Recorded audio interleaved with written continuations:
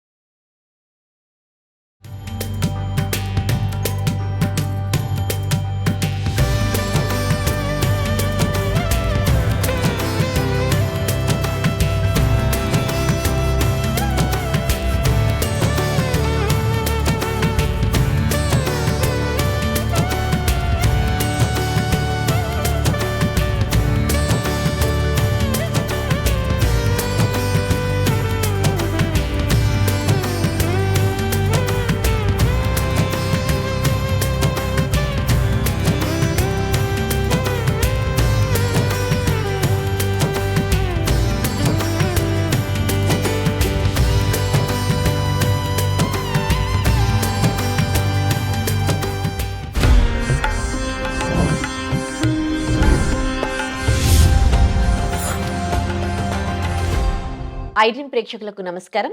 దైవానుగ్రహం కార్యక్రమానికి స్వాగతం.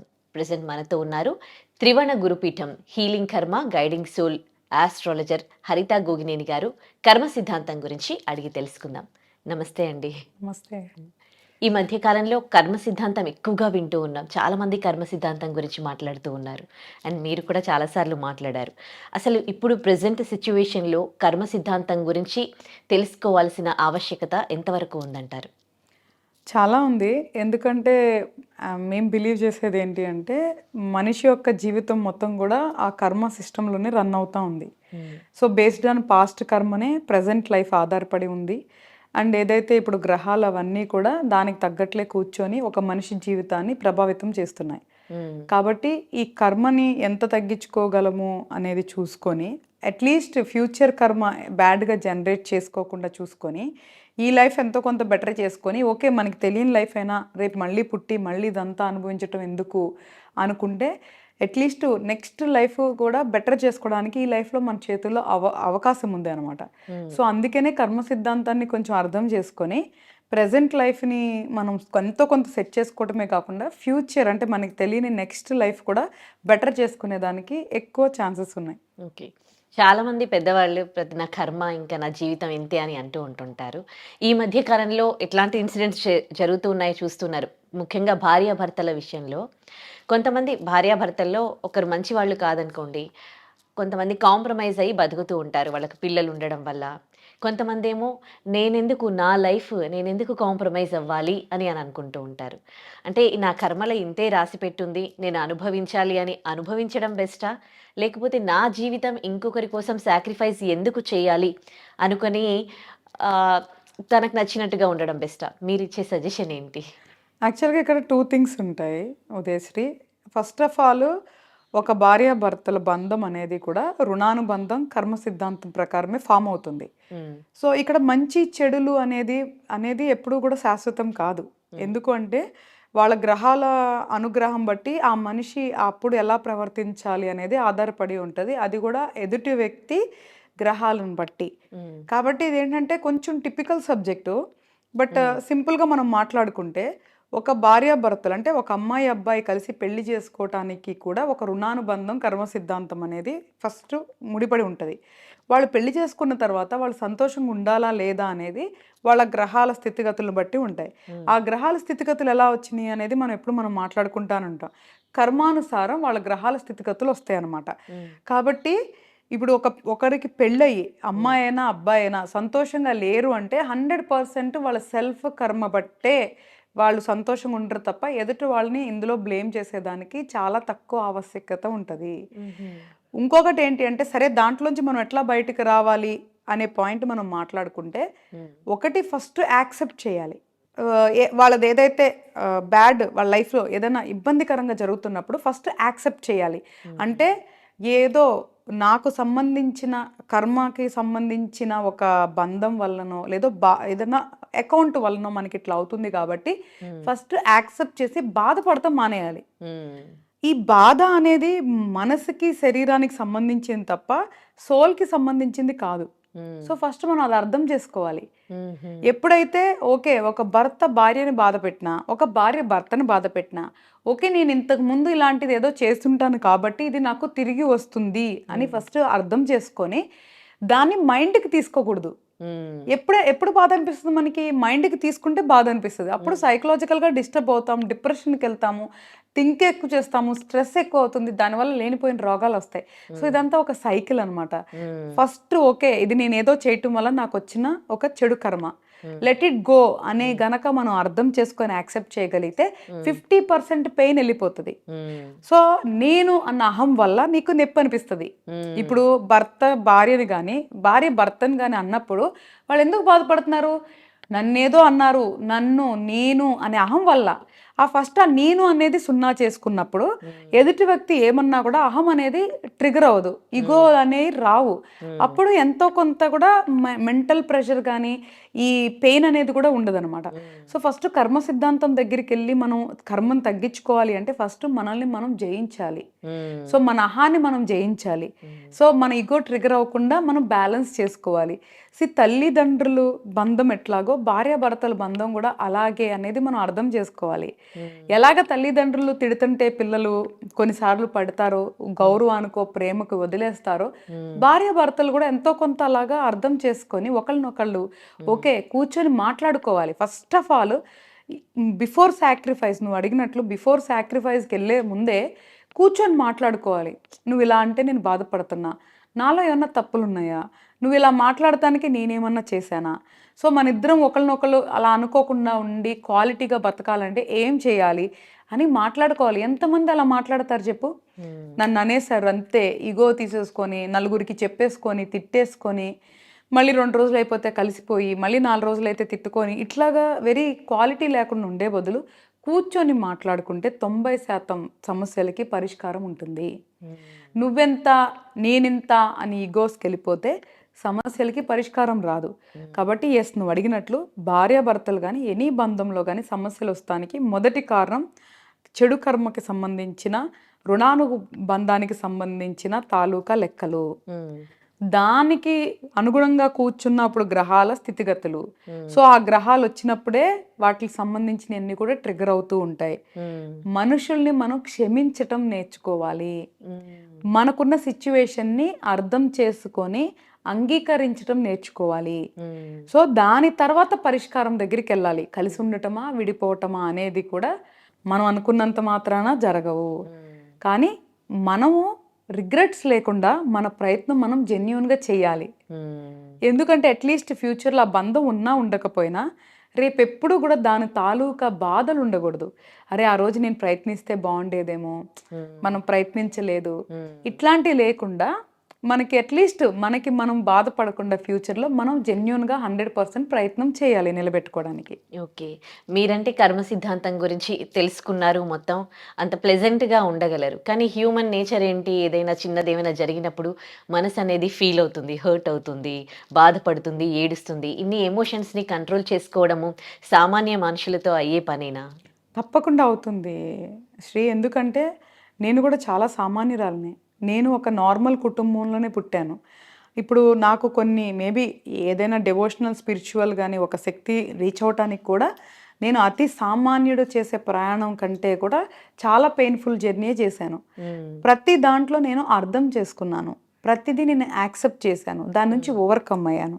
సో నాకు అప్పుడు కనీసం చెప్పేవాళ్ళు లేరు, కర్మ గురించి ఎక్స్ప్లెయిన్ చేసేవాళ్ళు లేరు, ఒక గురువు లేరు, ఒక సపోర్ట్ కూడా లేరు. అలాగ నేనే ఒక అతి సామాన్యురాలని ఎంత జర్నీ చేసినప్పుడు anybody can do in this world. ప్రతి ఒక్కళ్ళు కూడా కర్మ సిద్ధాంతాన్ని అర్థం చేసుకొని ఓవర్కమ్ అవ్వచ్చు.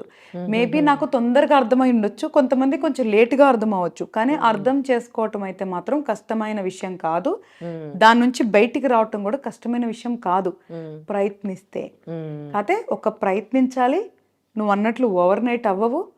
కొంతమందికి ఒక రోజు పడితే కొంతమందికి నెల పట్టొచ్చు, కొంతమందికి సంవత్సరం పట్టొచ్చు. కానీ ప్రయత్నిస్తే మాత్రం ఫలితాలు తప్పకుండా ఉంటాయన్నమాట. ఓకే. అంటే కర్మ సిద్ధాంతానికి సంబంధించి ఏమైనా బుక్స్ చదవాలా? ఇప్పుడు మీలాంటి వాళ్ళు చాలామంది మాట్లాడుతూ ఉన్నారు. ఇప్పుడు చెప్పారు మీరు మంచి మంచి మాటలు, మనిషిని క్షమించడం లాంటివి చేయాలి, ఇలా ఉండాలి, అలా ఉండాలి అని. విన్నంత మాత్రాన మారిపోతారా? లేకపోతే దానికి సంబంధించి ఏమైనా బుక్స్ లాంటివి చదివితే వాళ్ళని వాళ్ళు మార్చుకోవడానికి ఉంటుందా? అంటే బుక్స్ చదివినా, వీడియోస్ చూసినా ఇన్‌స్టంట్‌గా ఒక ఎనర్జీ వస్తది. ఎప్పుడైతే కనెక్ట్ అవుతారో వాళ్ళకి సెన్స్ అనిపిస్తదో, సెన్సిబుల్‌గా అంటే మనం చెప్పేది వాళ్ళకి ఓకే కరెక్టే గదా అని అనిపిస్తదో, ఇన్‌స్టంట్ ఎనర్జీ వస్తది. కాకపోతే దాన్ని సస్టైన్ చేయరు. సో పుస్తకాలు చదివినా, వీడియోలు చూసినా సస్టైన్ చేయాలి. అంటే వాళ్ళు దృఢమైన నిర్ణయం తీసుకోవాలి. ఎస్, నేను నా కర్మని ఓవర్‌కమ్ అవ్వాలి. నేను నా ఎమోషన్స్‌ని ఓవర్‌కమ్ అవ్వాలి. సో ఈ బంధాలు ఇవన్నీ కూడా నన్ను బాధించకుండా నన్ను నేను స్ట్రాంగ్‌గా చేసుకోవాలని వాళ్ళు ఒక దృఢ సంకల్పం పెట్టుకోవాలి. దానికి సంబంధించిన కసరత్తు చేయాలి. చేస్తేనే వస్తది. సో సెల్ఫ్ ఎఫర్ట్స్ అంటే స్వయంగా వాళ్ళు చాలా ఎఫర్ట్స్ పెట్టాలి కంపల్సరీగా. ఎందుకంటే అంత ఈజీ కాదు. ఒక ఒక మార్పు అనేది మనిషిలో అంత సులువుగా రాదు. అండ్ రెండోది ఆల్రెడీ ఒక పక్కన కర్మ ఉంటుంది, ఒక పక్కన గ్రహాలు కాపు కాస్తూ ఉంటాయి మన మైండ్ని ఈజీగా మౌల్డ్ అవ్వకుండా. వాటిలన్నిటిని అధిగమించి మారటం అనేది కష్టమైన విషయమే, కానీ ప్రయత్నించాలి. అవుతుందా లేదా అని ఆలోచన వచ్చిందంటే అదే ఫస్ట్ ఫెయిల్యూర్. ఎస్, నేను మారాలి అనుకుంటాం, ఒక అడుగు వేయటం. అప్పుడు ఒక్కొక్క అడుగు మనం ఫోర్స్ఫుల్గా వేసుకుంటూ వెళ్తే తప్పకుండా నేచర్ మనకి హెల్ప్ చేస్తుంది, ఈ ప్రకృతి మనకి సహాయం చేస్తుంది. మనం ఏదైతే నేను మారాలి, ఈ కర్మని నేను జయించాలి, ఈ బంధాలు ఈ బాధలలోంచి నేను బయటకు రావాలి అనుకొని వాళ్ళు మేనిఫెస్ట్ ఏదైతే చేస్తారో, ఏదైతే మనం చెప్తున్నామో యూనివర్స్కి, అక్కడ ప్రకృతి గనక స్పందిస్తే అవుట్ ఆఫ్ కర్మ ఈ గ్రహాలని అతీతంగా మనకి ప్రకృతి సహాయం చేయగలదు. సో మన సంకల్పం ఎప్పుడు కూడా చెప్తారు, if there is a will there is a way అని. ఎప్పుడైతే మనకు ఒక దృఢ సంకల్పం ఉంటుందో, ఇర్రెస్పెక్టివ్ ఆఫ్ ఆస్ట్రాలజీ, గ్రహాలు, కర్మ సిద్ధాంతాలు కూడా పక్కన పెడితే, ఎప్పుడైతే దృఢ సంకల్పం ఉంటుందో అది కూడా మనకి అవుట్ ఆఫ్ నోవేర్ హెల్ప్ చేస్తుంది అనమాట. ఓకే. ఇప్పుడు కొంతమంది నేను కొంతమందిని అబ్జర్వ్ చేశాను. చాలా మందికి ఫుడ్ పెడతారు. కానీ ఇంకొకరి ఒక అన్నం ముద్ద కూడా వాళ్ళు తినరు. ఎవరి దగ్గర డబ్బులు తీసుకోరు, వేరే వాళ్ళకి ఇస్తూ ఉంటారు. అంటే ఒక రుణపడిపోతాము అన్న ఉద్దేశంతో వీళ్ళు అలా చేస్తారా? నేను చాలా అబ్జర్వ్ చేశాననమాట. అంటే ఒకరి దగ్గర ఒకరి డబ్బు తినడం కానీ, ఒకరి తిండి తినడం కానీ చేస్తే మనం రుణపడిపోతామా? యాక్చువల్గా ఇది నాకు కూడా సంబంధించిన ప్రశ్న నువ్వు వేసింది. నేను తొందరగా ఎక్కడ ఏం తీసుకోను, ఎవరి దగ్గర ఏం తీసుకోను నేను కూడా. It depends on personality. But 2 కారణాలు ఉండొచ్చు. నా కారణం అయితే అది రుణపడిపోయేదైతే వాస్తవమే. ఒకవేళ వాళ్ళు రుణం తీర్చుకుంటా ఉండొచ్చు, లేదా మనం కొత్త రుణం క్రియేట్ చేస్తూ ఉండొచ్చు. మనకు ఆ పాస్ట్ మెమొరీస్ మనకి తెలియదు కాబట్టి, ఆ రిపాజిటరీలో ఏముందో ఒరిజినల్గా మనకు తెలియదు కాబట్టి ఇక్కడ 2 ఉండే. ఎయిదర్ మనం వాళ్ళ దగ్గర తీసుకుంటే వాళ్ళ రుణం తీరొచ్చు మనకి పెట్టిందనుకో, లేదా మనం కొత్త రుణాన్ని క్రియేట్ చేస్తున్నా ఉండొచ్చు. జడ్జ్ చేయడం చాలా కష్టం అనమాట. ఇంకొకటి ఏంటి అంటే, ఇప్పుడు ఫర్ ఎగ్జాంపుల్ నాకే అనుకుంటే, నేను చిన్నప్పుడు వెరీ చిన్నప్పుడు మా ఊర్లో, నేను చాలా పల్లెటూరులో పుట్టి పెరిగాను. So very middle class or below middle క్లాస్లో పెరిగిన అమ్మాయిని. గొడవలు ఆడుకుంటా ఉండేవాళ్ళు కదా. గొడవలు ఆడుకున్నప్పుడు నేను చూస్తే, నువ్వు నాతో ఇప్పుడు గొడవ ఆడుతుంటే వాళ్ళు ఏమంటారంటే, నేను నీకు అప్పుడు అది చేస్తున్నా, నీకు ఇప్పుడు ఇది పెట్టినా. ఓకే, వాళ్ళు అసలు ఎందుకు గొడవ ఆడుకుంటున్నారు పక్కన పెడితే, నాకు అవి కామన్గా అనిపించేది. ఎప్పుడైనా సరే నేను తర్వాత కూడా చాలా చూసాను, నా ఫ్రెండ్స్ కానీ వేరే కానీ ఈవెన్ నేను కానీ ఏదన్నా డిస్టర్బెన్స్ వచ్చినప్పుడు, రే మనం వీళ్ళకి ఇంత చూస్తే మనల్ని ఇట్లా అంటున్నారే, మనం ఇంత పెడితే ఇంత అంటున్నారే. సో నేను అప్పుడు గొడవలో చూసింది మాట్లాడింది, నేను అట్లా చూసుకుంటే నువ్వు ఎట్లా చేస్తున్నావు, అట్లా పెడితే ఎట్లా పెట్టావు అనేది చూసాను అనమాట. సో అప్పుడు అనుకున్నా, ఓహో ఏదైనా తేడా వచ్చినప్పుడు ఫస్ట్ మనకి ఏం పెట్టారో మాట్లాడతారు కాబట్టి అసలు మనం ఎవరి దగ్గర ఏం తీసుకోకూడదు. సో ఏదైనా డిఫరెన్స్ వచ్చిన రోజు కూడా ఎవరు నన్ను నీకు అది పెట్టా అది చేశాను అనకూడదు. అంటే మేబీ అది నా సెల్ఫ్ రెస్పెక్ట్ అనుకోవచ్చు, ఇంకోటి అనుకోవచ్చు. అట్లా నేను అనిపించుకోకూడదు. ఎప్పుడైనా నేను ఇచ్చే చెయ్యి ఉండాలి తప్ప తీసుకుని చెయ్యి ఉండకూడదు అని నేను చిన్నప్పుడే నేను డిసైడ్ అయ్యాను అనమాట. సో అలాగా ఇలా 2 రకాలు ఉంటాయి. ఒకటి సెల్ఫ్ రెస్పెక్ట్, ఎందుకు మళ్ళీ తీసుకొని అనిపించుకోవటం అనేది అయి ఉండొచ్చు, లేదా మేబీ వాళ్ళకి నిజంగా సబ్జెక్ట్ తెలిసి ఈ రుణానుబంధాలు ఎందుకని కూడా అనిపించవచ్చు. లేదా కొంతమందికి ఓసిడి ఉంటుంది, సపోజ్గా ఎవరేం పెట్టినా తినే నేచర్ ఉండకపోవచ్చు. సో ఇట్లా మల్టిపుల్ రీజన్స్ ఉండొచ్చు. బట్ కానీ ఫుడ్ అనేది పక్కన పెడితే మాత్రం మనీ రిలేటెడ్ మాత్రం కంపల్సరీగా రుణానుబంధం అనేది ఉంటుంది. ఉమ్, సో దానివల్ల తీసుకోవటం వల్ల మంచి కంటే కూడా చెడే ఎక్కువ వస్తుంది. సో కాబట్టి నేను ఎప్పుడు బిలీవ్ ఏం చేస్తానంటే రిలేషన్స్లో మ్యాక్సిమం మనీ ఫినాన్షియల్ రాకుండా ఉంటే బెటర్ ఉంటుంది అనేది నేను నేను నేను పర్సనల్గా బిలీవ్ చేస్తాను అనమాట. ఓకే. కొంతమంది ఇట్లా అనఫిషియల్‌గా మీన్స్ ఇచ్చుకుంటూ ఉంటారు. ఫినాన్స్ పెట్టేసి డబ్బులు ఇచ్చుకుంటూ ఉంటారు రుణం.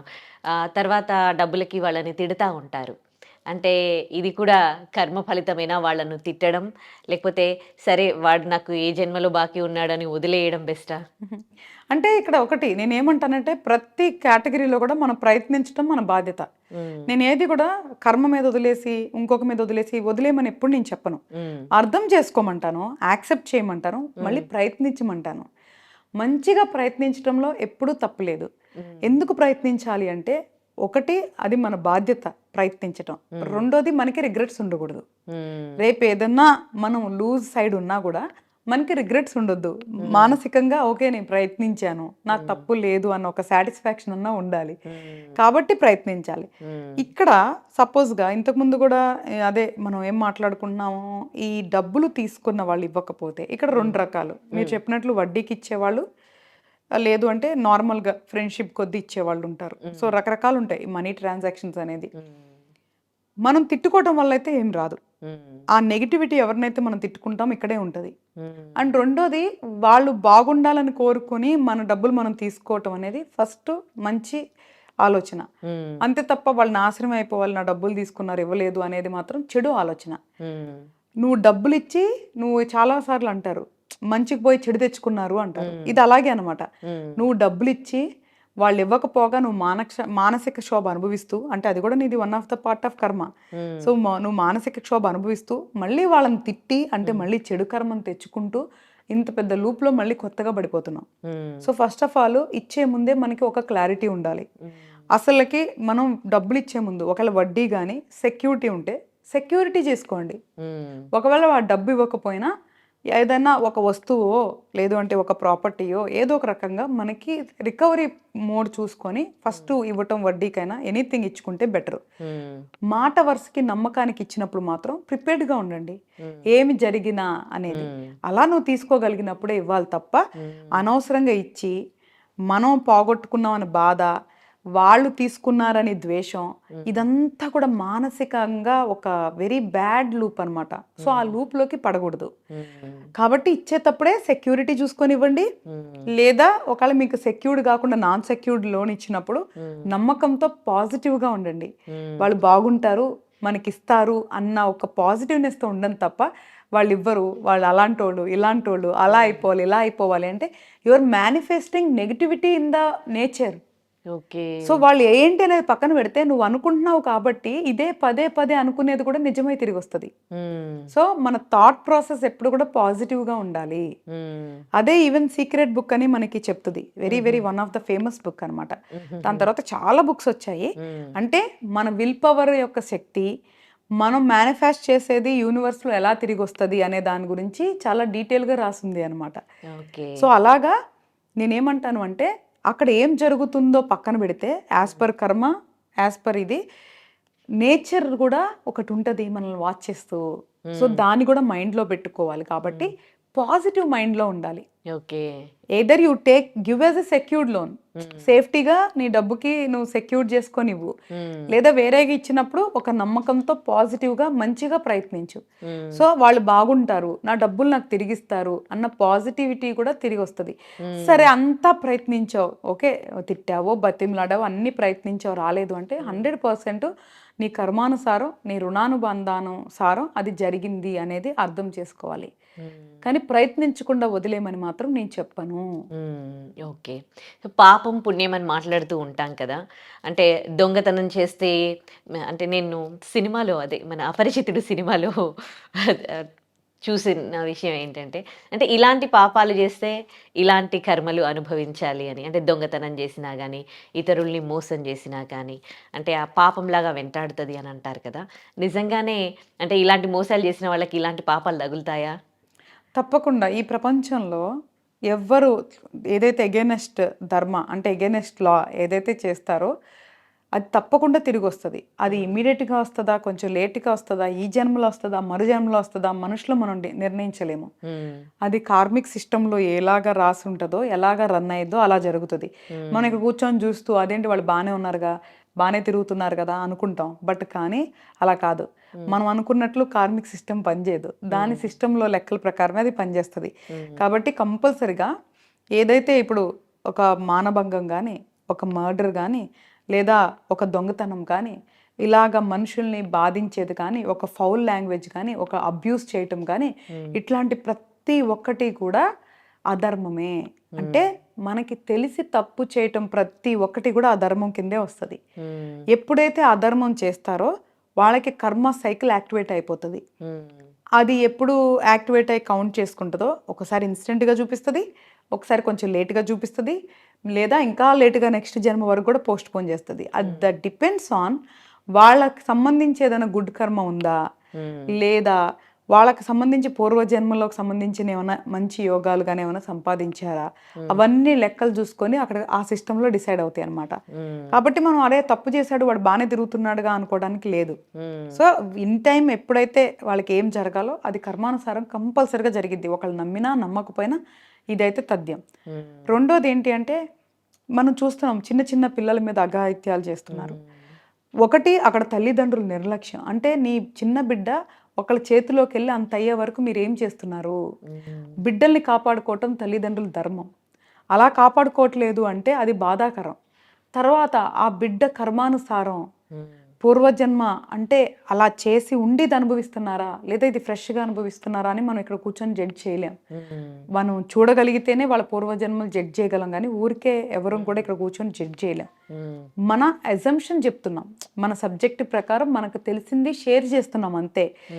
ఇది ఇందుకే జరుగుతుంది అందుకే జరుగుతుందని నిర్ధారించట్లేదు.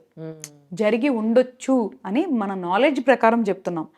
ఎవడైతే తప్పు చేస్తున్నాడో వాడు ఇప్పుడు అనుభవిస్తాడా శిక్ష, మళ్ళీ అలాగా వాడు కూడా పుట్టి అనుభవిస్తాడా ఆ పెయిన్ అనేది కార్మిక్ ఏదైతే మన లా ఉందో వాళ్ళు డిసైడ్ చేస్తారు. బీయింగ్ ఏ మనం హ్యూమన్ మనం డిసైడ్ చేయలేం. కాబట్టి పాప పుణ్యాలు అనేది లెక్కించబడతాయి, ఆ లెక్కలు తీర్చబడతాయి. అందుకే నేనేమంటున్నాను, పెద్ద సబ్జెక్ట్ వద్దు మనకి తెలిసి తప్పు చేయొద్దు. మనల్ని మనమే కంట్రోల్ చేసుకోగలం, మనల్ని మనమే మార్చుకోగలం. చెడు ఆలోచనలు అందరికీ వస్తాయి, కానీ వాటిని ఓవర్కమ్ అవ్వాలి. దానికి ఆల్టర్నేట్ చూసుకోవాలి తప్ప ఒకళ్ళని మనం శారీరకంగా మానసికంగా బాధించకూడదు. ఓకే. సో మీరు చెడు ఆలోచనల గురించి మాట్లాడుతున్నారు కాబట్టి, ఇప్పుడు భార్యాభర్తల్లో చాలామంది ఇప్పుడు ఇల్లీగల్ అఫైర్స్ పెట్టుకుంటూ ఉన్నారు. అంటే వాళ్ళు ఏం కోల్పోతున్నారు వాళ్ళ పార్ట్నర్ దగ్గర వాళ్ళకి మాత్రమే తెలుసు. కొంతమంది ఏమో కొంచెం ఇంకా హైఫై లైఫ్ స్టైల్కి అలవాటు పడి కూడా తప్పు చేసేవాళ్ళు కూడా ఉన్నారు. సో ఇది అంటే ఈ ఈ ఈ జనరేషన్లో చాలా ఎక్కువగా మనము ఈ ఇల్లీగల్ అఫైర్స్ అనేవి చూడడం జరుగుతుంది. వీటిని మీరు ఎట్లా చూస్తారు? ఇది కూడా అంటే కర్మ సిద్ధాంతమేనా లేకపోతే ఏంటి? యాక్చువల్గా శ్రీ ఈరోజు చూస్తున్నామని కాదు, ఈరోజు because of the social media ఇవన్నీ బయటికి తొందరగా స్ప్రెడ్ అయిపోతున్నాయి. ఈరోజు రేపు కెమెరా పెట్టుకొని వీడియోలు తీయటం ఒక ఫ్యాషన్ అయిపోయింది. అంటే అది పర్సనల్ లైఫ్లో అయినా పబ్లిక్లో అయినా కూడా అందుకని బయటకు వస్తున్నాయి తప్ప ఇల్లీగల్ రిలేషన్స్ అనేది ఇప్పుడని కాదు. నేను చిన్నప్పుడు మా ఊర్లో కూడా నేను అట్లాంటి చాలా నేను విట్నెస్ చేస్తున్నాను. మన గతంలో కానీ పురాణాల్లో కానీ అట్లాంటి బోల్డ్ అని ఉన్నాయి. ఈ రోజు అనేది కాదు, ఎప్పటి నుంచో జరుగుతున్నాయి. బట్ ఈరోజు సోషల్ మీడియా ద్వారా ప్రతి ఒక్కళ్ళ మొబైల్ ఉండటం వల్ల అదొక సరదా అయిపోయింది కాబట్టి అందరూ వీడియోస్ తీసి బయట పెడుతున్నారు. ఇప్పుడు నువ్వు చెప్పినట్లు ఏదైనా ఇల్లీగల్ రిలేషన్ ఉన్నప్పుడు పోలీసులను తీసుకొని వెళ్ళటమో లేదా వాళ్ళు వెళ్ళి కొట్టేయటమో, ఎంత అంటే మనిషి ఎలా తయారైపోతున్నా నువ్వు చూడు. వాళ్ళు కొట్టుకునేటప్పుడు వీడియోలు తీయటం పోస్ట్ చేయటం ఏంటిదంతా?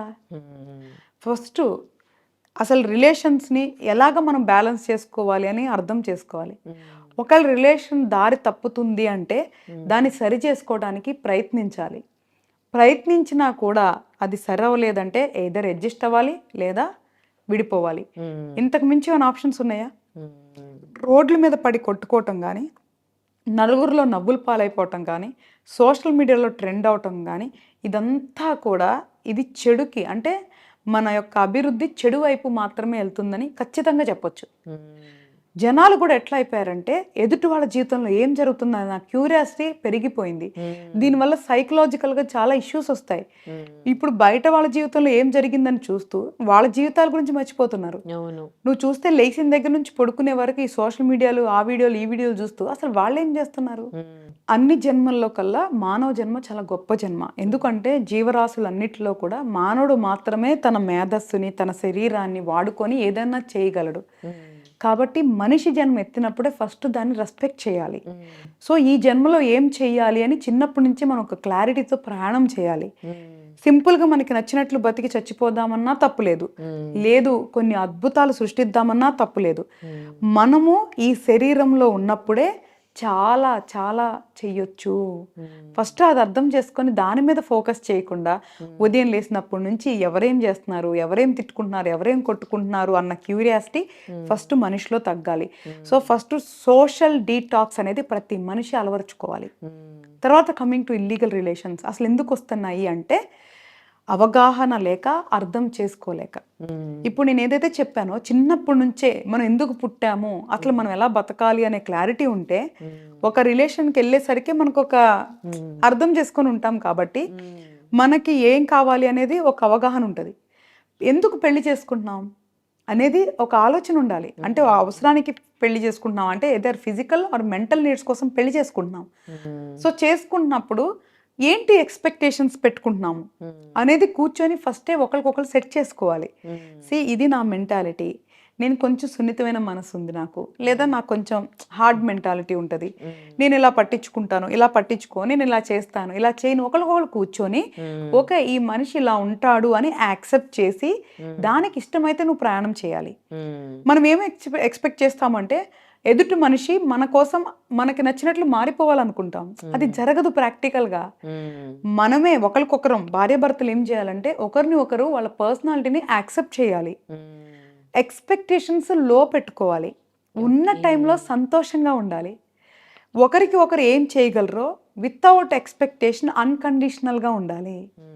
మనది ఎట్లా అయిపోతుందంటే మ్యారేజ్ అంటేనే ఒక ఎక్స్పెక్టేషన్ బౌండరీ, డే 1 నుంచి ఒక ఎక్స్పెక్టేషన్ బౌండరీ ఉండిపోతుంది. అలాంటి పెట్టుకోకుండా చాలా స్మూత్గా జర్నీ అవటానికి కూర్చొని ప్రాపర్గా మాట్లాడుకోవాలి. ఒకసారి ఎక్కడన్నా ఈగో ట్రిగర్ అయినప్పుడు ఎదుటి మనిషి అర్థం చేసుకొని కూర్చొని అర్థమయ్యేలాగా చెప్పాలి. ఒకళ్ళ కోపంలో మాట తూలినా తర్వాత మళ్ళీ కూర్చోబెట్టి ఏదో ఎమోషనల్ అలా అనేసాను, నా ఇంటెన్షన్ అది కాదు అని చెప్పుకోవాలి. ఈ మాట్లాడుకోకపోవటం అంటే కమ్యూనికేషన్ గ్యాప్స్ వల్లే ప్రతి రిలేషన్లో ప్రాబ్లమ్స్ వస్తున్నాయి. కాబట్టి ఫస్ట్ కమ్యూనికేషన్ అంటే మాట్లాడుకోవాలి.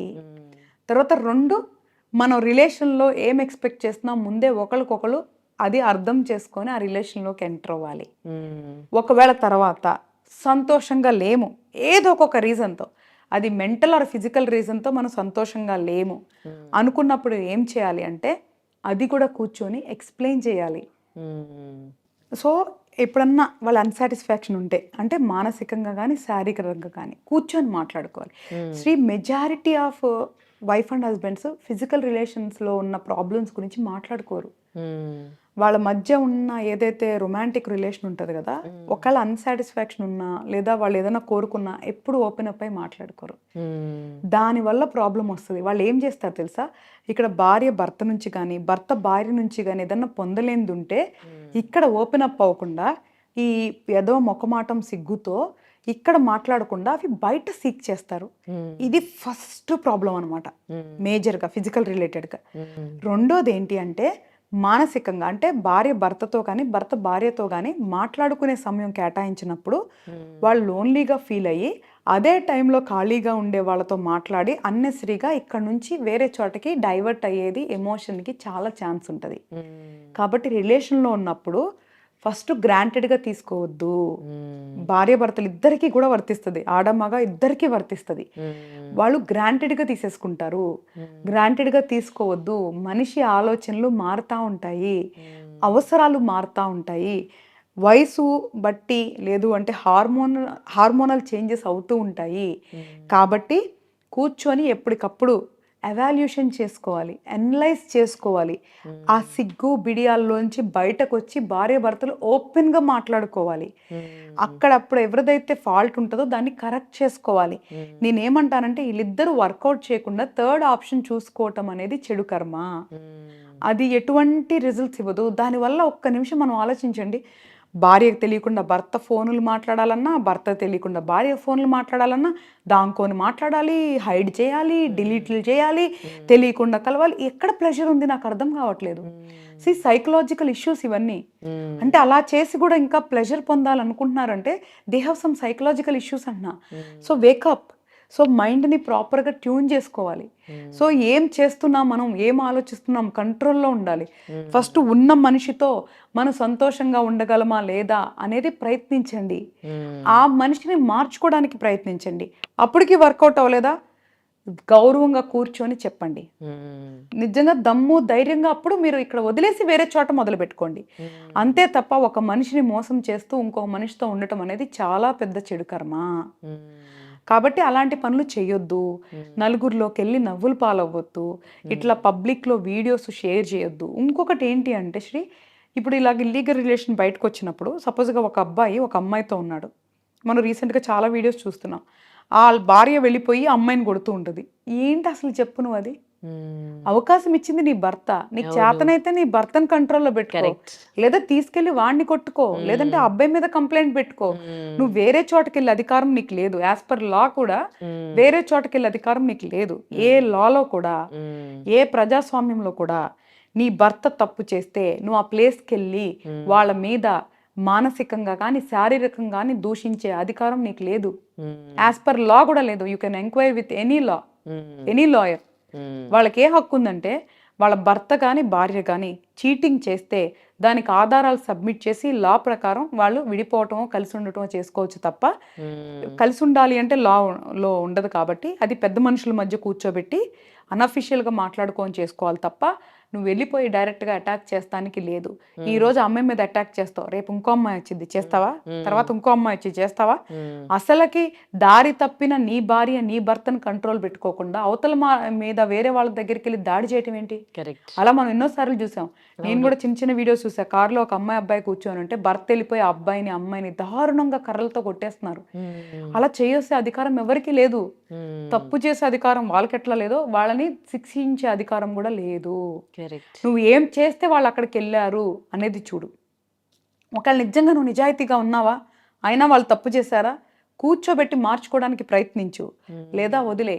అంతే తప్ప ఒక మనిషి నువ్వు ఇలాగే బతుకు, ఇలాగే ఉండు అనే అధికారం ఈ ప్రపంచంలో ఎవ్వరికీ లేదు.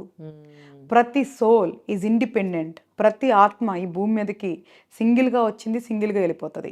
సో దానికి ఎక్కడా కూడా ఎవ్వరు కూడా రిస్ట్రిక్ట్ చేసి బంధించి బాధించే అధికారం ఎవరికీ లేదు. వాళ్ళ కర్మానుసారం ఏమనుభవిస్తున్నారు అనేది ఎవరికి నన్ ఆఫ్ దేర్ బిజినెస్.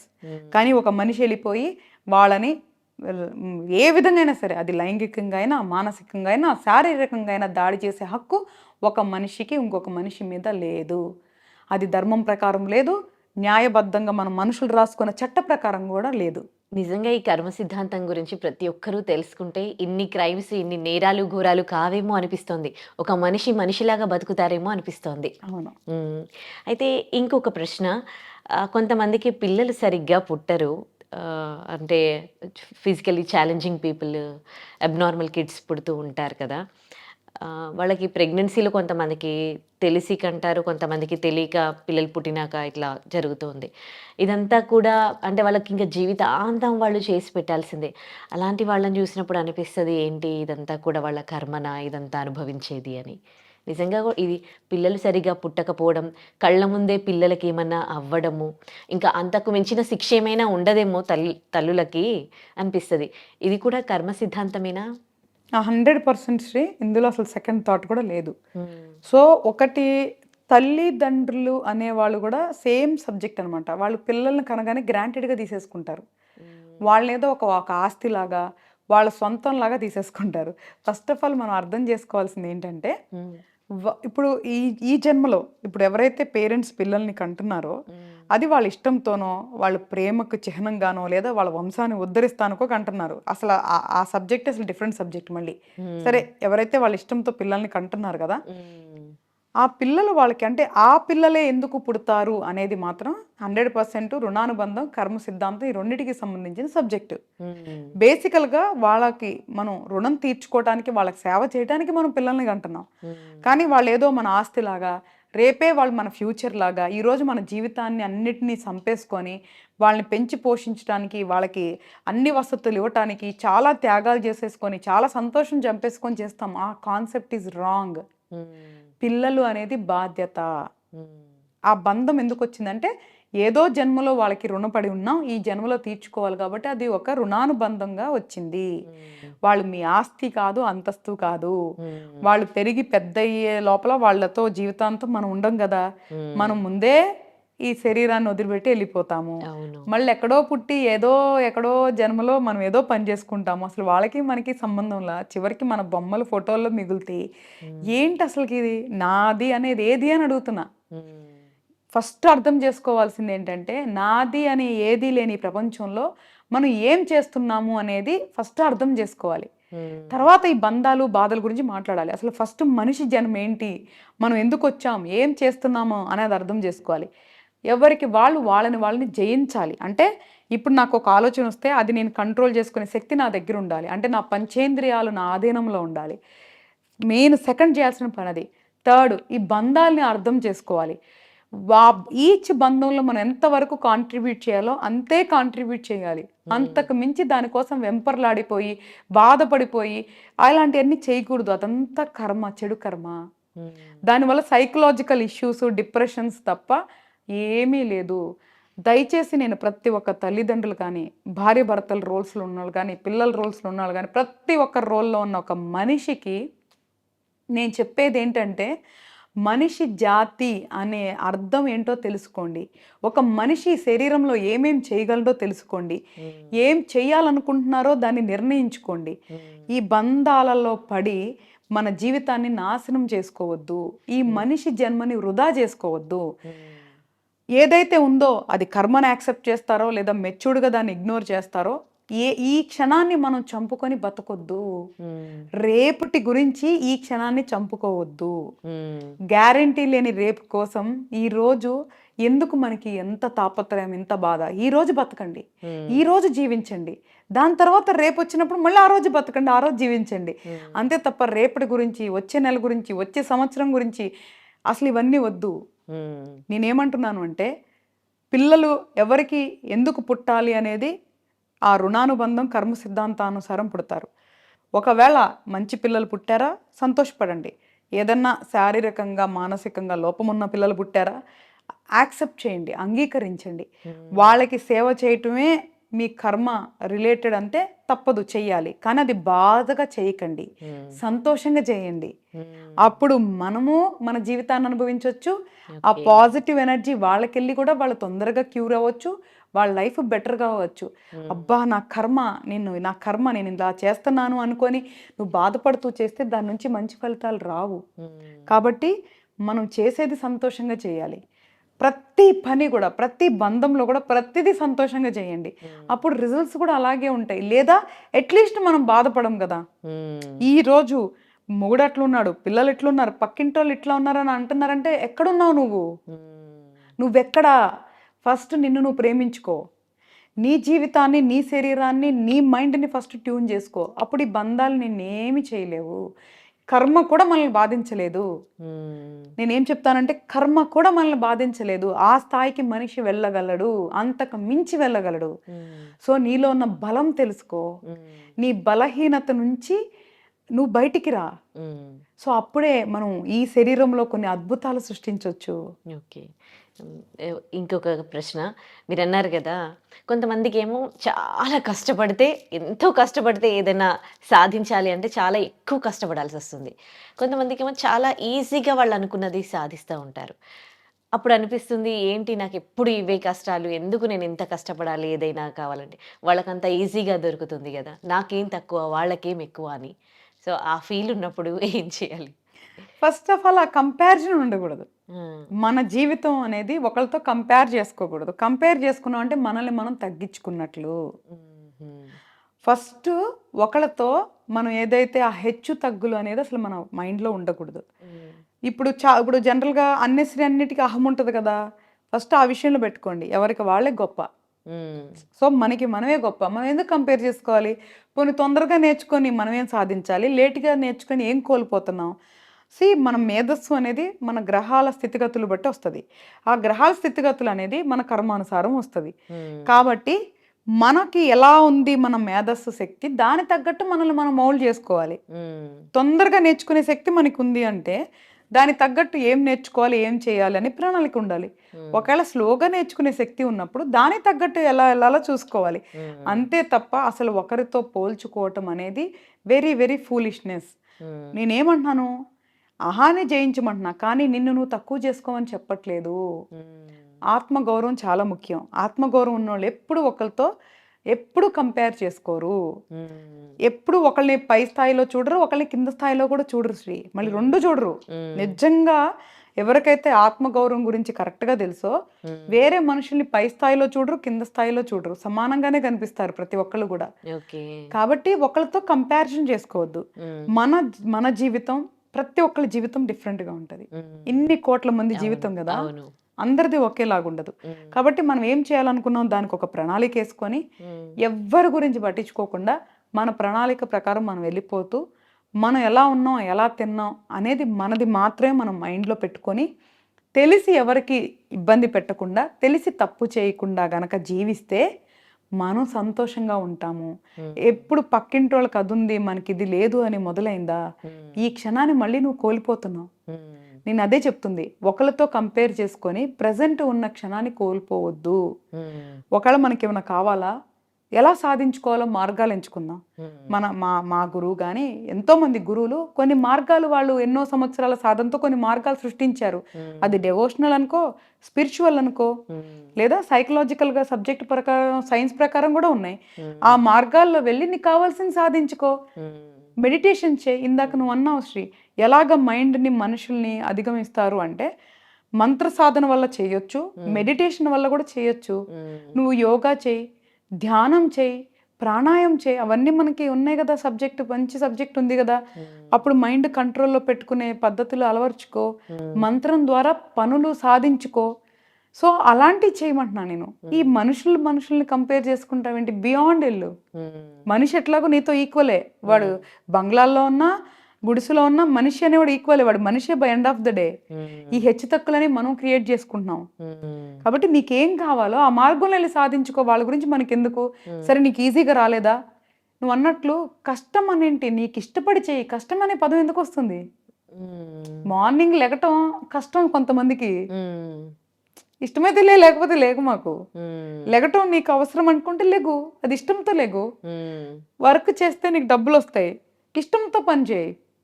ఒకరితో మాట్లాడితే నీకు పని అవుతుంది, ఇష్టంతో చేయి. ఒకరితో ఉంటే నీ బాధ్యత, ఉండు ఇష్టంతో. సో ప్రతిదీ ఇష్టంతో చేయి. కష్టం అనేది ఎందుకు వస్తుంది? రాని మాకు అట్లాంటి మన డిక్షనరీలో రానియొద్దు. నీ జీవితాన్ని నువ్వు మార్చుకోలేనప్పుడు ఇంక ఏం చేస్తావు నువ్వు? అసలు ఇంకా ఎందుకు నీకు మనిషి జన్మ ఎందుకు? సో ఫస్ట్ మనల్ని మనం మార్చుకోవాలి, మనల్ని మనం జయించాలి. అప్పుడు ప్రపంచంలో మిగతా వాటి గురించి ఆలోచించవచ్చు. ఓకే, ఇప్పుడు చాలామంది ఆధ్యాత్మికంగా వెళ్తూ ఉన్నారు, పూజలు చేస్తూ ఉంటారు, గుళ్ళకి వెళ్తూ ఉంటారు, అవి దర్శనాలు చేసుకుంటూ ఉంటారు. కానీ దీన్ని ఆధ్యాత్మికం అంటారా? ఆ భగవంతుడు ఏం చెప్పాడు? కొంచెం ఇతరుల్ని మోసం చేయొద్దు, 10 మందికి మంచి పుణ్యం పనులు చేయాలి అని. ఇవి చేసేది తక్కువ, విగ్రహాల ఆరాధన ఎక్కువ. సో ఇలాంటి వాళ్ళని చూసినప్పుడు అనిపిస్తుంది, మళ్ళీ వాళ్ళకి మంచి కూడా జరగడం చూస్తూ ఉంటాము. దేవుడు ఇలాంటి వాళ్ళకి అన్నీ ఇస్తారా అన్నట్టుగా. అంటే అట్లా ఏం లేదు శ్రీ.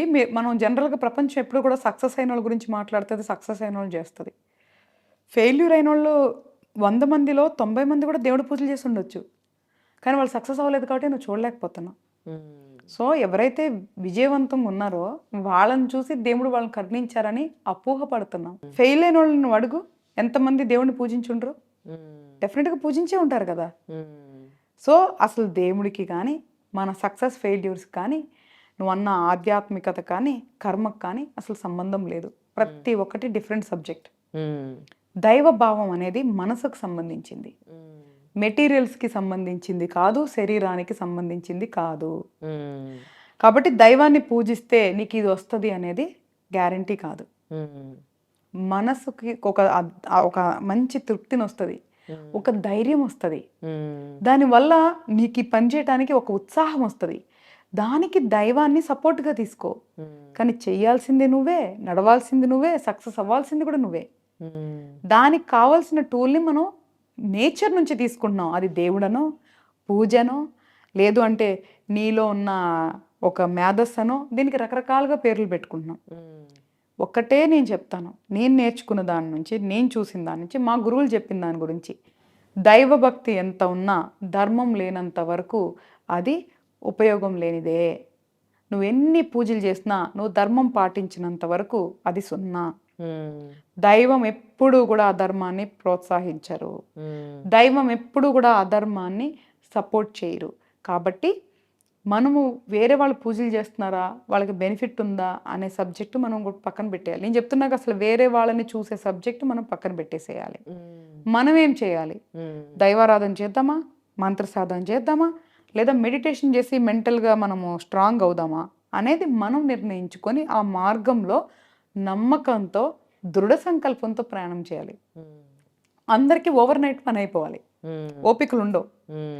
అబ్బా నేను మొదలు పెట్టేసా, మెడిటేషన్ చేసేసిన 10 రోజులు అయిపోయింది, ఏం రాలేదబ్బా, నెల అయిపోయింది, ఏం రాలేదు, సంవత్సరం అయిపోయింది, ఏం రాలా, మంత్రం చేసేస్తున్నానే, ఏది వాళ్ళు చేసే 11:108కి మంత్రం చేసేస్తున్నానే, ఏం అవ్వట్లేదే. అది కాదు, ఒక సిస్టమ్ ఉంటుంది.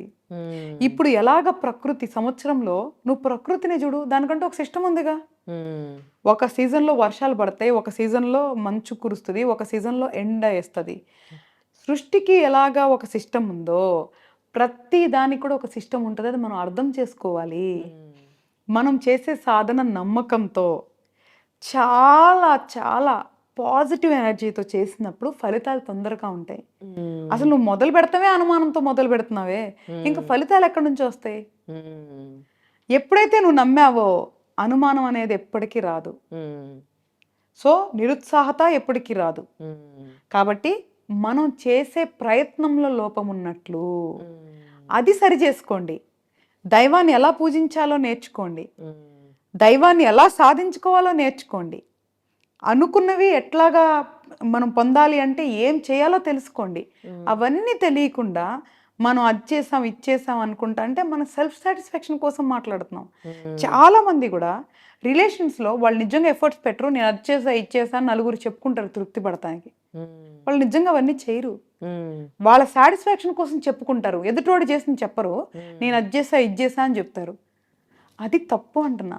ఎదుటి వాళ్ళు ఎప్పుడు మేజర్గా మనిషిలో ప్రాబ్లం ఏంటి తెలుసునా, వాళ్ళల్లో ఉన్న లోపాలని యాక్సెప్ట్ చేయటం, వాళ్ళ తప్పుల గురించి మాట్లాడలేకపోవటం, ఎదుటి వాళ్ళని దూషించటం, పక్క వాళ్ళతో పోల్చుకోవటం, ఇవన్నీ వద్దు. మనం ఒక్కళ్ళమే పుట్టాం, ఒక్కళ్ళమే పోతాం. ఈ మధ్యలో జరిగే ఈ మాయలో, ఈ బంధాల్లో పడకుండా ఎలా మనం సంతోషంగా, అంటే మనం అనుకునే సంతోషం, ఎందుకంటే అది కూడా ఒక్కొక్కరికి ఒక్కొక్కలాంటిగా ఉంటుంది. సంతోషానికి కూడా ఒక డెఫినేషన్ లేదు. అది ప్రతి జీవితంలో మారుతూ ఉంటుంది సంతోషం. నీకు అన్నం తింటే సంతోషం అయితే, ఇంకొకరికి చపాతీ తింటాం సంతోషం అయితే, నాకు ఇడ్లీ తింటాం సంతోషమే ఉండొచ్చు. కాబట్టి ఎవరికి సంబంధించిన సంతోషాన్ని వాళ్ళు పొందటానికి ఎవరిని బాధించకుండా వాళ్ళ జీవితాన్ని నడుపుకోవాలి. ఇక్కడ ఒకళ్ళని బాధించే హక్కు ఎవరికి లేదు. కాబట్టి ఒకళ్ళు అట్లాగా అనేది పక్కన పెట్టేసి ఫస్ట్ అసలు దైవాన్ని ఎట్లా ఆరాధించాలి, మనం ఎలాగ మనం అనుకునే సాధించాలి అని కరెక్ట్ మార్గంలోకి వెళ్ళమని చెప్తున్నా. ఓకే. నేను చాలా మందిని చూశాను కర్మ సిద్ధాంతాన్ని నమ్మే వాళ్ళని. కొంచెం ఒక 10-20 ఇయర్స్ బ్యాక్ వెళ్తే వాళ్ళు బాగా ఎక్కువగా నమ్మేవాళ్ళు ఉన్నారు, ఈ కర్మ సిద్ధాంతాన్ని, ఇది చేస్తే ఇలా జరుగుతుందని. నాకు తెలిసిన ఒకరు వాళ్ళ హస్బెండ్ ఇల్లీగల్ అఫైర్ పెట్టుకొని ఇంకొకరిని ఇంట్లోకి తీసుకొస్తే తను ప్రెగ్నెంట్ కాబట్టి ఆ లేడీ ఏం చేసింది, అప్పటికే ఆ లేడీకి 4 పిల్లలు ఉన్నారు, ఆడపిల్లలు. అంటే నా భర్త ఇంకొకరిని మోసం చేశాడు, ఇప్పుడు ఆ పాపం నా పిల్లలకి తగులుతుందని తను ఇంట్లోకి తీసుకొచ్చి పెట్టుకున్నారనమాట. ఆ తర్వాత మొత్తం ఏమైందంటే, ఇంకా మొత్తం తను ప్రాపర్టీ అంతా ఆక్యుపై చేసి ఫస్ట్ వైఫ్‌ని బయటికి ఎలగొట్టడం జరిగింది. ఇక్కడ ఆమె చేసింది కరెక్టేనా? అంటే నా కర్మ నా పిల్లలకి ఇక్కడ కర్మ తగులుతదో, నా భర్త పాపం చేస్తే ఇప్పుడు ఆవిడ ప్రెగ్నెంట్, ఆవిడని మోసం చేస్తే ఆ పాపం నా పిల్లలకు తగులుతదని ఈమె కర్మ సిద్ధాంతం నమ్మి, ఈవిడ యాక్సెప్ట్ చేసి, ఆ తర్వాత ఇప్పుడు ఈవిడ బ్రతుకు ఇలా చేసుకుంది. ఈ ఇన్సిడెంట్‌ని మీరెట్లా జూస్తారు? బేసికల్‌గా ఆవిడకి కర్మ సిద్ధాంతం తెలీదు అని చెప్తా నేను. హ్మ్. ఎందుకంటే, నేను కర్మ సిద్ధాంతం డెప్త్ ఎళ్ళే కొద్దిగా చాలా కన్‌ఫ్యూజన్ ఉంటది. But on the layer, on the top చూద్దాం. ఈ నలుగురు పిల్లలు వీళ్ళిద్దరు భార్యాభర్తలకి సంబంధించిన వాళ్ళు. హ్మ్. తల్లిదండ్రులు చేసిన పాపాలు పిల్లలకొస్తాయని మనం నమ్ముతున్నాం కదా! హ్మ్. ఆల్రెడీ ఆయన చేసేసాడు. ఎక్కడ చేశాడు? వేరే అమ్మాయి విషయంలో కాదు. తన భార్యని మోసం చేసి, వేరే అమ్మాయితో ఉంటా ఆల్రెడీ భార్యకి మోసం చేసి, ఆల్రెడీ కర్మ సిద్ధాంతాన్ని బ్రేక్ చేసి తప్పు చేసేసాడు. అంటే ఈ అమ్మాయి ఎవరైతే ఈ ఫస్ట్ భార్య ఉందో, ఈ అమ్మాయిని యాక్సెప్ట్ చేసినా చేయకపోయినా ఆ అకౌంట్ అనేది పిల్లలకి ఎళ్ళాల్సిందే కదా! హ్మ్. ఆళ్ళ భర్తకి కూడా ఎళ్ళాల్సిందే కదా! హ్మ్. దాన్ని నువ్వు తప్పించలేవు. హ్మ్. రెండోది, ఆ అమ్మాయికి చెప్పి చేశాడా? చెప్పి చేయలేదా? నీకెలా తెలుసు? ఒకవేళ ఈ సెకండ్ ఉన్న అమ్మాయి ఫస్ట్ ఆల్రెడీ ఆయనకి భార్య ఉందని తెలిసి ఆయనతో రిలేషన్‌లో ఉన్నప్పుడు, ఆ అమ్మాయికి కర్మ సిద్ధాంతం ఎలా వర్తిస్తది? ఆ అమ్మాయి ఇష్టపడి ఎళ్ళినప్పుడు, ఆ అమ్మాయికి డెఫినిట్‌గా మోసం కింద రాదు. హ్మ్. ఇష్టపడే తన బంధంలోకెళ్ళింది అంటే, అవును. అవును. అప్పుడు కర్మ సిద్ధాంతం ఎక్కడ అప్లై అవ్వదు ఆ అమ్మాయికి. హ్మ్. ఆ అమ్మాయిని ఇంట్లోకి తీసుకొచ్చాడు వితౌట్ పర్మిషను. ఒక ఒక సంసారంలోకి తీసుకొచ్చాడు అంటే, మళ్ళీ రెండో కర్మని ట్రిగ్గర్ చేశాడు. హ్మ్. అంటే ఆల్రెడీ ఆయన ఒక తప్పు చేసేసినప్పుడు, ఇక్కడ పర్మిషన్ లేకుండా ఒక భార్యను నమ్మించి, మనసా వాచా కర్మణ నీతో ఉంటాను అని ఎన్నో వాగ్దానాలు చేసి శాస్త్రబద్ధంగా పెళ్లి చేసుకున్న భార్యని మోసం చేసి తప్పు చేశాడు. ఆ భార్య పర్మిషన్ లేకుండా ఇంకొక అమ్మాయితో ఉండి తప్పు చేశాడు. ఆ అమ్మాయి ప్రెగ్నెంట్ చేసి తప్పు చేశాడు. ఆ అమ్మాయిని ఇంట్లోకి తీసుకొచ్చి తప్పు చేశాడు. అంటే ఆయన ఆల్రెడీ చెడు కర్మని గెయిన్ చేసేసుకున్నాడు. హ్మ్. ఓకే. ఇప్పుడు ఈవిడకి, ఈళ్ళ పిల్లలకి దాని నుంచి వచ్చినా లేకపోయినా ఆల్రెడీ అకౌంటబుల్ అది. హ్మ్. ఇప్పుడు ఈ అమ్మాయిని తీసుకొచ్చినప్పుడు ఈవిడ ఏం చేయాలి? మీరన్నట్లు ఒకవేళ యాక్సెప్ట్ చేసి అందరూ కలిసి సంతోషంగా ఉండాలి అనుకోని మాట్లాడుకొని జాగ్రత్త పడి యాక్సెప్ట్ చేసినప్పుడు తప్పు లేదు. హ్మ్. లేదు తను యాక్సెప్ట్ చేయకుండా నేను నా పిల్లలు విడిగా ఉంటాము. హ్మ్. నీకు మాకేదైనా సపోర్ట్ చేయాలనుకుంటే చెయ్యి. హ్మ్. లేదా మీరు సెపరేట్‌గా ఉండండి అని చెప్పి ఒక పెద్ద మనుషుల్ని కూర్చోబెట్టి దాన్ని ప్రాపర్‌గా చేసుకోకుండా ఆ కర్మ అనుకోని అసలు ఫస్ట్ ఆఫ్ ఆల్ ఆవిడ తప్పు చేసింది. ఆవిడ కర్మ సిద్ధాంతం తెలియక తప్పు చేసిందంటున్నా. తెలుసుకున్నోళ్ళైతే అలా చేయరు. హ్మ్. అప్పుడు లీగల్‌గానో లేదా పెద్ద మనుషుల్ని కూర్చోబెట్టి, ఇలా ఒక మనిషి మా జీవితంలోకొచ్చింది కాబట్టి, ఈవిడ నిజంగా పిల్లల గురించి ఆలోచించిందయితే, ఆళ్ళ పిల్లల్ని సెక్యూర్ చేసే పద్ధతుల్లో తను వెళ్ళకుండా, తన సొంత నిర్ణయం తీసుకొని తప్పు చేసింది. హ్మ్. అది 100% తప్పు తను. హ్మ్. ఆ ఫస్ట్ వైఫ్ ఎవరైతే తను తప్పు చేసింది కాబట్టే, ఆవిడకి ఆ రిజల్ట్స్ గూడా ఇన్‌స్టంట్‌గానే వచ్చేసాయి. హ్మ్. కానీ దానివల్ల బలైంది పిల్లలు. హ్మ్. ఇందుకే నేను చెప్తుంది. మనకన్నీ తెలుసు అన్న అపోహలో చాలా తప్పులు చేస్తూ ఉంటారు. హ్మ్. కర్మ సిద్ధాంతాన్ని అర్థం చేసుకోవడానికి ఫస్ట్ ప్రయత్నించండి. హ్మ్. అది చాలా పెద్ద సబ్జెక్ట్.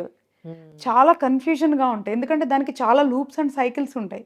కాబట్టి టూ మచ్‌గా మనకు వెళ్ళకపోయినా బేసిక్ అర్థం చేసుకోవడానికి ప్రయత్నించి దానికి తగ్గట్టుగా డెసిషన్స్ తీసుకోవాలి అంటున్నా. సో, ఇందాక మాటల్లో మీరంటున్నారు, తల్లిదండ్రులు చేసిన పాప పుణ్యాలు పిల్లలకు తగులుతాయని.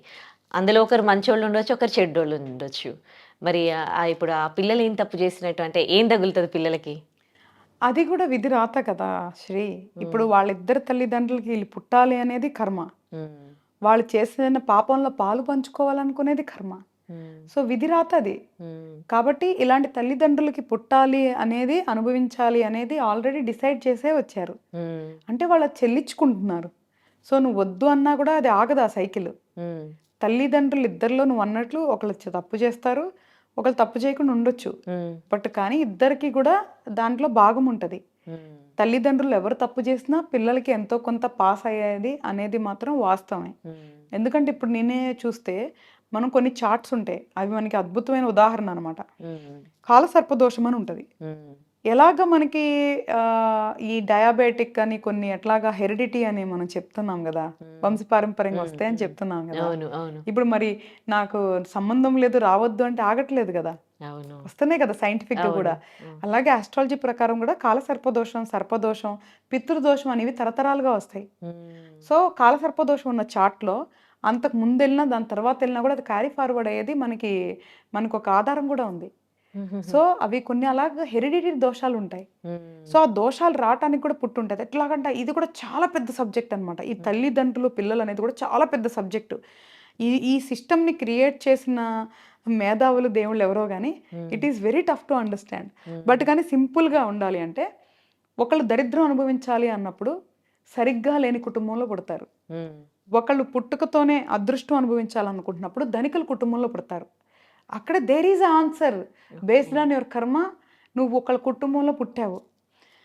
ఈ తల్లిదండ్రులు విడిపోయేది అనేది కూడా వాళ్ళ జాతకాలు నువ్వు చూస్తే, పిల్లల జాతకాలు తల్లిదండ్రుల జాతకాలు అన్నీ మ్యాప్ అవ్వాలి. ఎలా మ్యాప్ అవ్వాలి? ఒకవేళ పేరెంట్స్ విడిపోతున్నారు అనేది ఉంటే తల్లిదండ్రుల జాతకంలో కూడా పేరెంట్స్ ప్రేమని కోల్పోతారు, ఎవరో ఒకరికి దూరం అవుతారు అనేది ఆల్రెడీ వాళ్ళ దాంట్లో డిఫైన్ చేసి ఉంటుంది. ఓకే సో కాబట్టి ఇవన్నీ కూడా చాలా పెద్ద మ్యాపింగ్ అనమాట. ఇప్పటికీ నేను కూడా చాలా అన్వేషిస్తున్నాను. So it is very huge subject. అది మనం అర్థం చేసుకోలేం కాబట్టి దాని సారాంశం అర్థం చేసుకుందాం. ఓకే ఒకటే సారాంశం, మనకి తెలిసి తప్పు చేయకూడదు, మనకి తెలిసి ఎవరిని మోసం చేయకూడదు, ఎవరిని బాధ పెట్టకూడదు, ఒకళ్ళ సొమ్ము తీసుకునే హక్కు మనకి లేదు, ఒకళ్ళని శారీరకంగా మానసికంగా బాధ పెట్టే హక్కు మనకి లేదు, మనల్ని మనం మాత్రమే జయించగలం. ఒకరితో కంపేర్ చేసుకోకుండా ఏది ఒకళ్ళతో లేకుండా నీకు నచ్చింది ధర్మానుసారం ఏమనిపిస్తే అది చెయ్యి. మానవ జన్మ గొప్ప జన్మ, దాంట్లో నువ్వేం సాధించాలనుకుంటున్నావు ఒక క్లారిటీతో ప్రయాణం చెయ్యి. కర్మని జయించాలంటే ఫస్ట్ నిన్ను నువ్వు జయించుకోవాలి, నీ అహాన్ని నువ్వు జయించుకోవాలి, ఈ బంధలు భావాలు బాధలు అర్థం చేసుకోవాలి. వాటిలన్నిటి నుంచి ఓవర్కమ్ అయితేనే మనం కర్మని జయించగలము. దానికి కావాల్సిన ప్రణాళికను రూపొందించుకో, ప్రయత్నించు. ఎప్పుడు కూడా ప్రణాళిక మొదలు పెట్టగానే ప్రయాణం సాగదు. అది కూడా మళ్ళీ మన కర్మానుసారం, మన యోగానుసారం అది దానికి అడ్డంకులు వస్తాయి. కానీ ప్రయత్నించు. చిన్నప్పుడు పుట్టినప్పుడే మనం పాకలేదు, ఫస్ట్ బోర్లా పడ్డాం, పాకాం, దాని తర్వాత తప్పటడుగులేసాం, దాని తర్వాత నడిచాం, దాని తర్వాత పరిగెత్తాం. ఇంత ప్రాసెస్ మన కళ్ళ ముందు ఉంది కదా, ప్రతి ఒక్క దాంట్లో మనం అదే అప్లై చేయాలి. ఓవర్ నైట్లో ధనికులు అవ్వాలి అని చెప్పి ఇప్పుడు ఏదైతే సైబర్ క్రైమ్లో పడుతున్నారో అది మనిషి బలహీనత. సో ఆ బలహీనత, అత్యాస, ఇట్లాంటి ఆటల అసూయ లాంటి చెడు భావాల నుంచి బయటికి రండి. ఓవర్ నైట్లో ఏమీ అవ్వవు కాబట్టి నిదానంగా ప్రయాణం చేయండి. ఓవర్ నైట్లో సక్సెస్ అయిన వాళ్ళ స్టోరీస్ తీసుకోవద్దు. సంవత్సరాల తరబడి కష్టపడే వాళ్ళ స్టోరీలు ఇన్స్పిరేషన్గా తీసుకోండి. అట్లీస్ట్ ఒక మోటివేషన్ ఉంటుంది. ఓవర్ నైట్లో వాడు అట్లా అయిపోయాడే నేను అవ్వలేదనే బాధపడే కంటే, అరే అక్కడ ఎన్నో సంవత్సరాలు కష్టపడితే సక్సెస్ అయిన వాళ్ళ స్టోరీస్ తీసుకోండి. సో నేను చెప్పేది ఏంటి అంటే, మనిషి జన్మని అర్థం చేసుకోండి, కర్మ సిద్ధాంతాన్ని అర్థం చేసుకోండి, ఆ తర్వాత ఒక ప్రణాళికను ఏర్పరచుకొని ఆ మార్గంలో నడవండి. కంపల్సరిగా మనం జయించగలం, వీటిలన్నిటినీ జయించగలం. అసలు వండర్ఫుల్. ఏమైనా చెప్పారు కర్మ సిద్ధాంతం గురించి, ఒక మనిషి ఎలా బ్రతకాలి అనే దాని గురించి. చాలా చాలా ధన్యవాదాలమ్మా. Thanks. And for more videos, Please subscribe to iDream. Please subscribe to iDream. Please subscribe iDream. And please subscribe to iDream. For more videos, subscribe to iDream. please like, share and subscribe to the channel. Congratulations, iDream. Subscribe to iDream. Subscribe to iDream. So subscribe to iDream Media. iDream ki iDream team అందరికి huge congratulations. Please subscribe iDream Media. Please subscribe to iDream. Subscribe iDream. Please subscribe to iDream. iDream అంటే నా కళల channel subscribe చేసుకున్న నోరు తిరుగుతలేదు, మీరైతే గంట గుర్తు కొట్టండి. For more such videos, please subscribe to iDream. Subscribe to iDream. Please subscribe to iDream. Please subscribe iDream Media. Please do subscribe to iDream. Please subscribe to iDream Media. For best entertainment and information, please subscribe iDream. And don't forget to subscribe to iDream.